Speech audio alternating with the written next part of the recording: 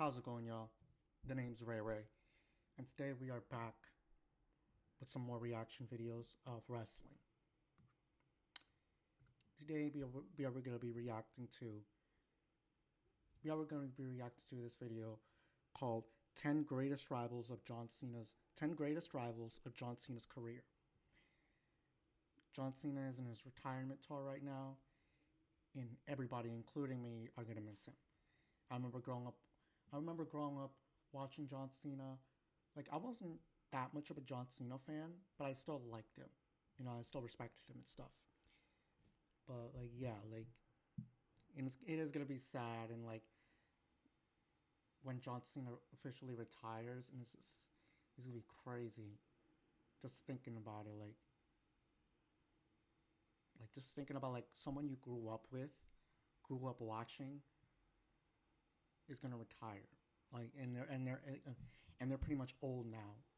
It's crazy. Like all the wrestlers that I grew up watching are retired, are like of old age and retiring now, man. Randy Orton, John Cena. They're getting older. Undertaker, Rey Mysterio, Triple H, Shawn Michaels. Anyways, let's start this video from partsfunkown. What? Remsburg, referee John Cena's... Wait. Partsfunkown. Yeah, partsfunkown. I don't really know how to pronounce it. I'm sorry, but that's the channel. Like and subscribe to their channel. I've also seen their videos, and they're awesome. They make awesome videos. Subscribe to their channel. Anyways, let's get to this. Last match on the Indies in 2019? Did you know he wrestled himself? It's true! Look at him slam himself through a table. What a performance, and what a special moment for Bryce Remsburg. Anyway, before wrestling himself in GCW, John Cena was wrestling in a more visible manner in WWE, becoming one of the most prolific and divisive wrestlers in history. Despite his flaws as a performer, Cena carried the WWE torch for the better part of 2 decades. He wasn't that bad of a wrestler. Yeah, putting on great matches with some of the biggest names wrestling has ever seen. To have a career as long and prosperous as Cena's, you will need some great dance partners, and here we're going to run down the 10 best to ever square dance with John the Invisible Man. Keep in mind, this won't be a ranking based on the body of work of Cena's opponents. You won't find Daniel Bryan on this list, even though their one major match at SummerSlam 2013 was fantastic, and Bryan is one of the best to ever lace up a pair of boots, but rather this is a look at the wrestlers in relation to John Cena and John Cena's career. I'm Tempest, hailing from partsfunkown, and these are the 10 greatest rivals of John. Parts of Unknown. Okay, Parts of Unknown. Yeah, subscribe to them. On Cena's career. But before we get on with this list, make sure that you subscribe and enable notifications so you never miss a fun wrestling list just like this one. If you want another one to watch, Adam's made a list about championship belts. I know you guys love them. The views don't lie. Honorable mention, Randy Orton. Listen, I know that if I don't mention him, all the comments will ask, where's Randy Orton? But hot damn, WWE may try to present Randy Orton as John Cena's greatest rival, but I lived through all that shit. And of the 19 singles matches that Cena and Orton had on WWE television, I feel comfortable saying 3 of them were good. SummerSlam 07, Breaking Point 09, Hell in a Cell 2014. That's it. That's a poor batting average, and even... Oh, come on. I mean, it is his greatest rival. Like, I understand that they fought too much to the point where it was annoying. I understand that, but come on now. You can't put Randy Orton in just honorable mentions. Like, they did have heat. They were a rivalry. Like, that's not even really the fault of those two. That's the fault of the company that kept doing John Cena versus Randy Orton. I don't know. I don't agree with that. Randy Orton should have been on the list, not an honorable mention. But all right, whatever. Even with WWE's best efforts to push this as a generational rivalry, WWE fans themselves weren't having it, as illustrated by the complete lack of reaction when they went for the Hogan Warrior stare-down moment in the 2011 Royal Rumble. And was further illustrated when they tried it 2 more times in the same match to still no reaction. They have done good work together, but not good enough to crack the top 10. Love that I Quit match though. Number 10, Batista. John Cena benefited from his rivalry with Batista taking place when Batista had completely stopped caring about his WWE run prior to his departure in 2010. For those unaware, don't give a f Batista is the best version of Batista. Oh, yeah, Cena and Batista's careers parallel Batista as a heel.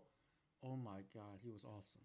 He was awesome. each other to a scary degree up until their first meeting in 2008. From both coming up in OVW and debuting in 2002, with Cena coming up on SmackDown while Batista hit his stride It's crazy how those two similar careers on Raw, to being the final two in the 2005 Royal Rumble and both winning their first World Championships at WrestleMania 21, to then switching brands with their titles in hand at the 2005 draft. It seemed as if they were being kept apart on purpose to further build up their eventual first clash. To WWE's credit, that could very well have been the case, and it made their match at SummerSlam 2008 feel like a really big deal. It was a great match, although I may be the biggest fan of this match in the world because of the 2008 edition nostalgia goggles I have perma-glued to my face. But their 2010 rivalry was also tremendous fun. Batista's character work and motivations of being angry to have seen the WWE torch passed to John Cena instead of him made all the sense in the world, and it helps that this was when Batista started cutting the best promos of his career. Their WrestleMania 26 match was one of Cena's best on the grandest stage, and it led to an equally fun last man standing match at Extreme Rules, unless your name is Luke Owen, because Luke Owen hates duct tape, and also fun. Number 9, Bray Wyatt. Talk about a rivalry that absolutely would not Rest in peace, Bray Wyatt. Rest in peace. Not have made the cut on this list until a couple of years ago.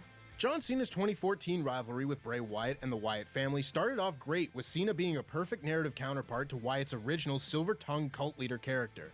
Then they actually had their match at WrestleMania 30, and while the match isn't bad, it certainly didn't service the story or Wyatt's character, standing as one of the most damning examples of the Cena wins LOL era of booking. Yeah, I agree. Bray should have definitely won that. They could have had John Cena get back his win at Extreme Rules. So I don't know. Bray should have definitely won that. Didn't help when the rivalry further devolved into spooky children bollocks at Extreme Rules the following month before a very good last man standing match at Payback. If the rivalry was left there, it would not come close to qualifying for this list, but then we got the Firefly Funhouse match, which stood to recontextualize their entire rivalry with a level of artistic vision not seen before or since in WWE. It makes their 2014 rivalry and the mistakes made in it feel a lot more bearable when you see an in-depth dissection of the whole thing from the mouths of those involved. When we weren't capable of seeing a real WrestleMania because of unprecedented times, we got this instead, which is almost undoubtedly better than what we would have gotten otherwise. If you're looking at rivalries that impacted Cena's whole career, this is as unique as it gets. He also killed him! Number 8, Kurt Angle. If this was a list of the best wrestlers Cena has faced, Kurt Angle would have to place near the top. But nay, while the work involved in Cena's rivalry with Kurt Angle was very good, this was when parts of the audience began to turn on the former doctor of thugonomics. See, man, Kurt Angle, it's crazy to think, yeah, Kurt Angle was like the first person Johnson has ever fought, like in his debut, of course. Then he faced Kurt Angle a lot. WWE was in a precarious situation with Cena in 2005. He wasn't a technically sound performer, but could have good matches with a strong dance partner. But the problem then became that the fans wanted to see the good dance partner beat him, which never happened throughout 2005. Cena had spent the summer beating Christian and Chris Jericho, and then had his feud with Kurt Angle during the fall. Their matches at Unforgiven and Survivor Series were among the best of Cena's initial title run, but did sour people on WWE's new poster boy. It is for that reason that this places closer to the bottom of the list, even though the lasting memory of their time together was enough to get people to call for Cena to be Angle's final opponent at WrestleMania 35, instead of, well, Baron Corbin. Yeah. Cena inducted Angle. Yeah. They should have done John Cena versus Kurt Angle at WrestleMania 35, man. Missed opportunity. Especially annoying how, like, John Cena was literally there at WrestleMania. He literally had a segment. Whatever. Angle into the WWE Hall of Fame, and that connection doesn't come out of nowhere. Number 7, The Rock. Were the matches between John Cena and The Rock great? No, not really. The first one was fun and also way too long. A half hour is not the optimal length for two big beefy boys to battle, especially when one of them hasn't had a singles match in 9 years. But it really is undeniable how big it was iconic.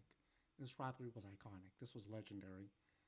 big that match felt when it became a possibility for the first time. There were missteps for sure, no one wanted to see them twice in a lifetime, and even fewer wanted to see them hug after their match at WrestleMania 29, but there have rarely been moments where Cena has been forced to step up to the plate like he did going toe-to-toe with The Rock in the ring and on the mic. Number 6, Kevin Owens. John Cena knows how to just destroy people in the WWE did know how to make a star in one night from time to time, coming right at the start of the influx of talented indie stars to make their way to the main roster from NXT. Kevin Owens was immediately given the opportunity to stand opposite John Cena and be presented as an equal. He called out Cena for wanting to impart veteran advice upon him, despite wrestling longer than Cena, and planted him with a pop-up powerbomb, setting up one of the best in-ring debut matches in WWE history at Elimination Chamber 2015. John Cena... I like that match, and it was awesome that John Cena put over Kevin Owens, and that's awesome. His matches have a bit of a formula to them, but this match felt completely unique for the time, and that's probably a big reason why people continue to point to it in videos over 7 years later.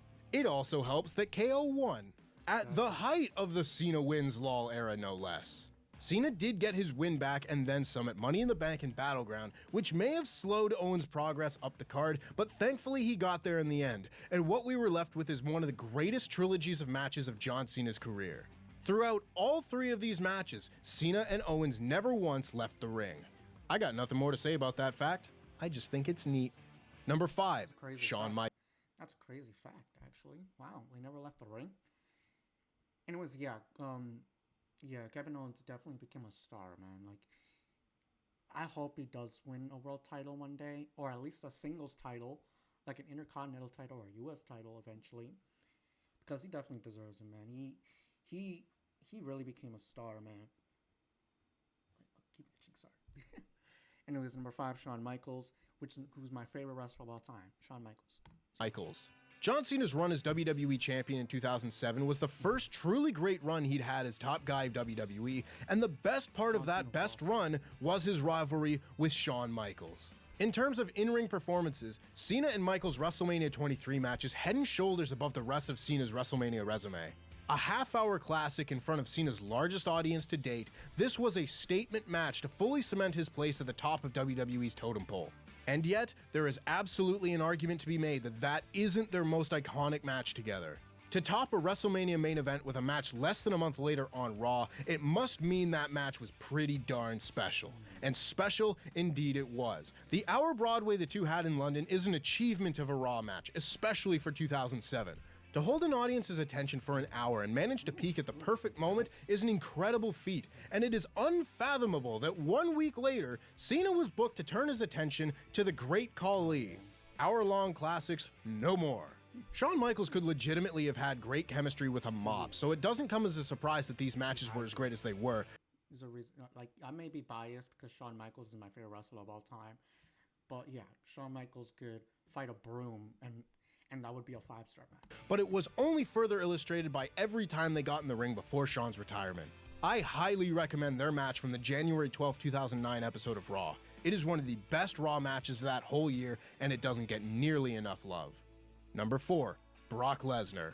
Another OVW boy with whom John Cena Jr. has had multiple iconic moments with, Brock Lesnar is honestly someone I'm surprised Cena hasn't crossed paths with more since their ultra-memorable series in the mid-2010s. For as terrible as Brock's title match with Cena was at the wretched Backlash 2003, once Brock returned to WWE in 2012, they more than made up for lost time together. Brock's return match at Extreme Rules 2012 would probably be my favorite WWE match of all time if they didn't have one of the most ludicrously bad booking choices as its finish. But regardless, it stands as an excellent reintroduction of Brock Lesnar as a ruthless monster, and it allowed Cena the rare opportunity to actually be the underdog that WWE liked telling fans he was. But while that match was undermined by its finish, the next time the two squared off was the exact opposite. SummerSlam 2014's main event is one of the most unique and awe-inspiring matches in SummerSlam history, where WWE's Golden Goose had its feathers individually plucked before being slaughtered.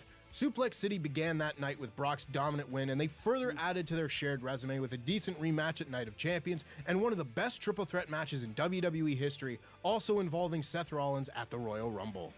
Number I remember that SummerSlam match. Yeah, he he beat the heck out of John Cena, man.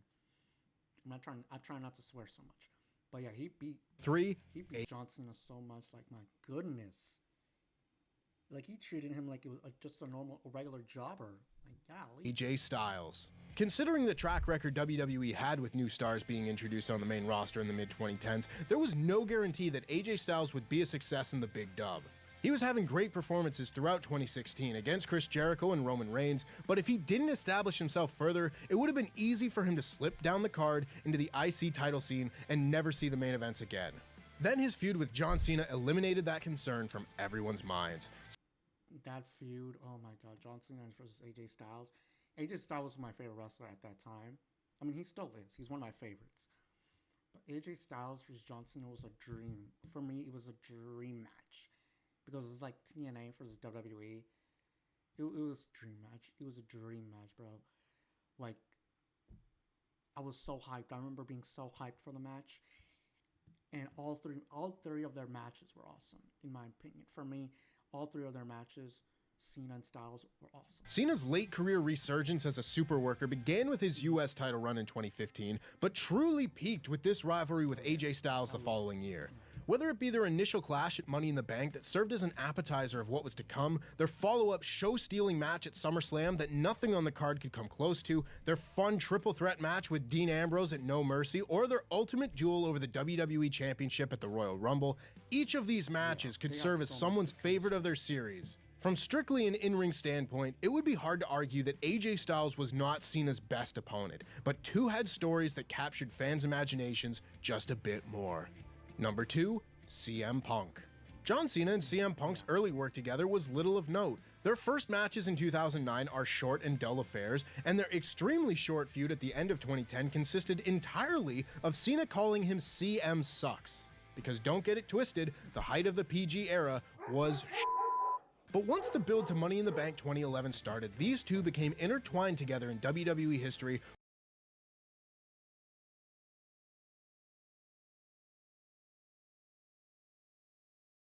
with some of the most iconic matches, promos. Apologize, my part.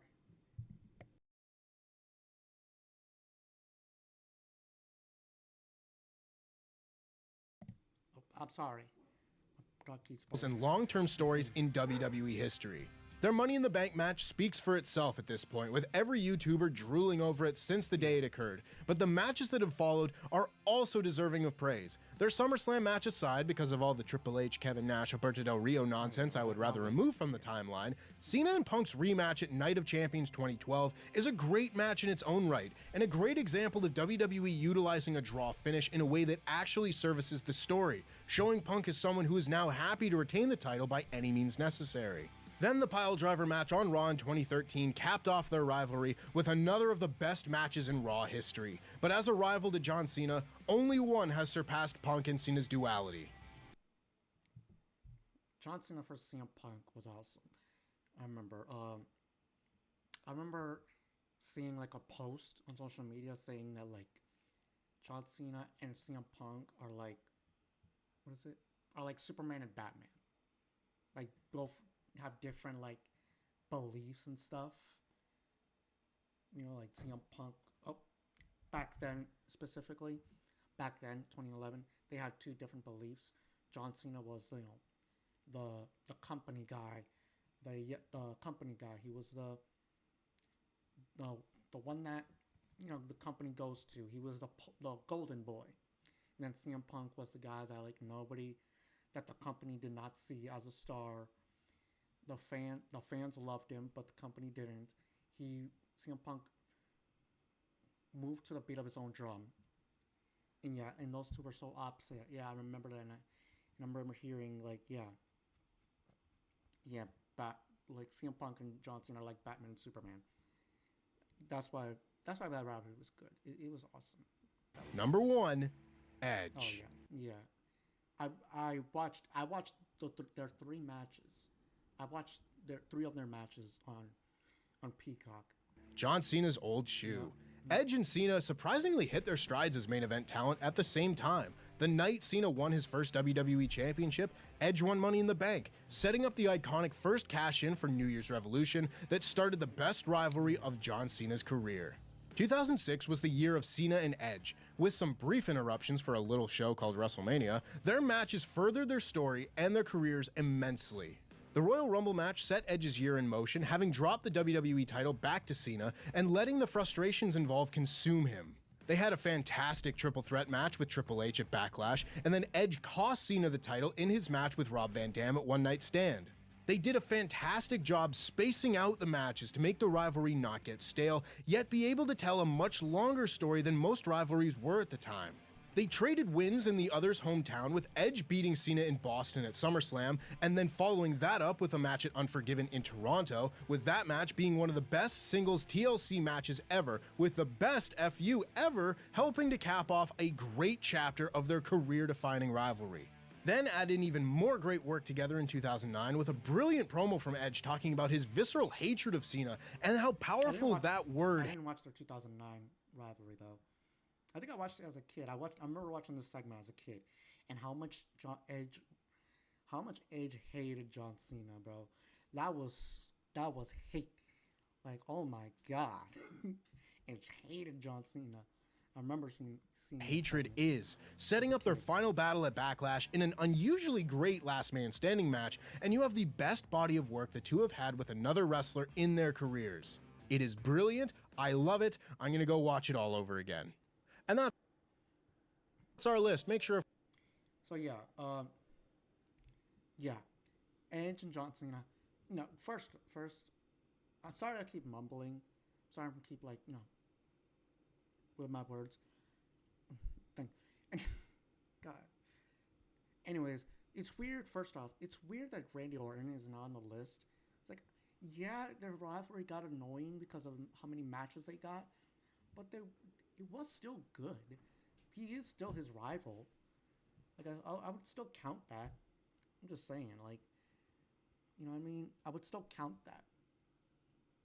But anyways, yeah, Edge and John Cena, that was probably my favorite rivalry of John Cena's career. That's one of my favorite rivalries of all time. Yes, I remember that. On Peacock, I have the Peacock app. And on Peacock, I relived that whole rivalry. I only watched their 2006 feud. I didn't watch their 2009 feud.